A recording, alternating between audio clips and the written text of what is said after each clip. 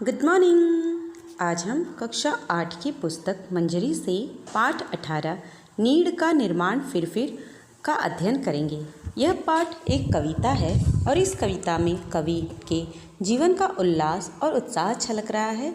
इसके द्वारा कवि ने जीवन की कठिनाइयों से लड़ने और सब कुछ नष्ट हो जाने पर भी फिर से नया निर्माण करने की प्रेरणा दी है।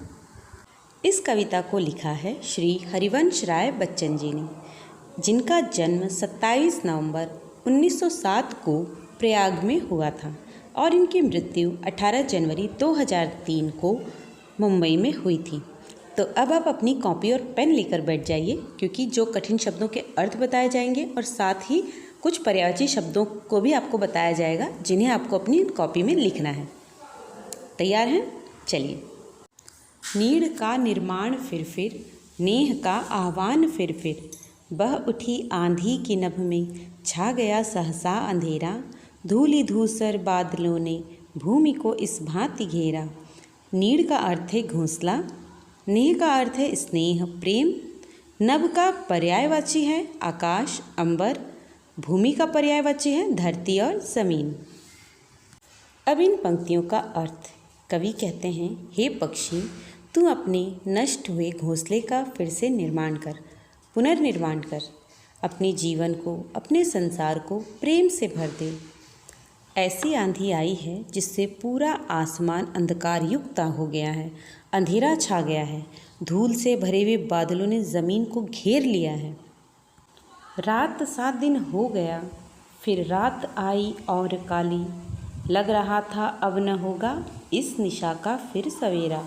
रात के उत्पात भय से भीत जन भीत कण कण, किंतु प्राची से उषा की मोहिनी मुस्कान फिर, नीड़ का निर्माण फिर, नेह का आह्वान फिर। निशा का पर्यायवाची है रात रात्रि, सवेरा का पर्यायवाची है सुबह भोर, भय का अर्थ है डर, प्राची का अर्थ है पूर्व दिशा और उषा का अर्थ है सुबह।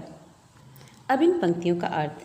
कवि कहते हैं कि आसमान में उठने वाली आंधी से दिन रात जैसा हो गया है और जो रात हुई है वो और अधिक काली है। ऐसा लग रहा था कि ये रात कभी ख़त्म नहीं होगी, फिर कभी सवेरा नहीं होगा।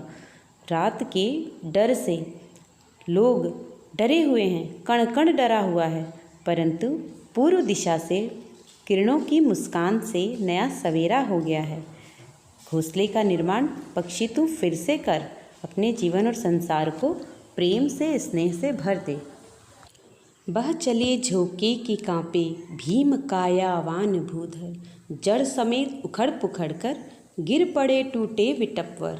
हाय तिनकों से विनिर्मित घोंसलों पर क्या न बीती, डगमगाए जबकि कंकड़ ईंट पत्थर के महल पर।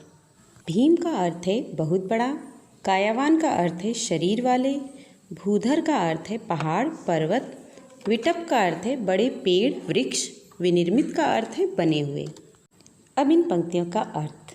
रात्रि में आई हुई आंधी इतनी भयानक और इतनी विनाशकारी थी जिससे बड़े बड़े पर्वत पहाड़ भी कांप उठे हैं, बड़े बड़े विशाल पेड़ वृक्ष जड़ समेत उखड़कर गिर पड़े हैं। तब तिनकों से बने हुए घोंसले नष्ट होने से कैसे बच जाते, जबकि ईंट पत्थर के बने हुए महलों के कंकड़ भी हिल गए हैं, डगमगा गए हैं। बोल आशा के विहंगम, किस जगह पर तू छिपा था, जो गगन पर चढ़ उठा था गर्व से निज वक्ष फिर, नीड़ का निर्माण फिर, नेह का आह्वान फिर।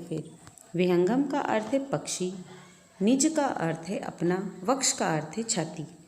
अब इन पंक्तियों का अर्थ। कवि कहते हैं, इतना विनाश होने पर भी हे आशा के पक्षी, तू किस जगह पर छिपा था। यह पक्षी गगन पर गर्व से अपने पंख फैलाए अपनी छाती चौड़ी किए उड़ रहा था, अपने नष्ट हो चुके घोंसले का निर्माण फिर से करने के लिए सोच रहा था, अपने संसार को फिर से प्रेम से भर देने के लिए प्रयासरत था। अब आप लोगों के अभ्यास हेतु कुछ प्रश्न, जिनके उत्तर आपको स्वयं लिखने का प्रयास करना है। नेह का आह्वान फिर से कवि का क्या आशय है। रात 7 दिन हो गया, फिर रात आई और काली, पंक्ति का क्या अर्थ है। पाठ में आए कठिन शब्दों के अर्थ लिखकर याद करें और साथ ही इस पूरी कविता को अपनी कॉपी में लिखें और याद करें। दिए गए प्रश्नों का उत्तर यदि आप कर पा रहे हैं तो बहुत अच्छी बात है। अगर आपको कोई दिक्कत हो रही है तो इस वीडियो को फिर से देखें और फिर से प्रयास करें।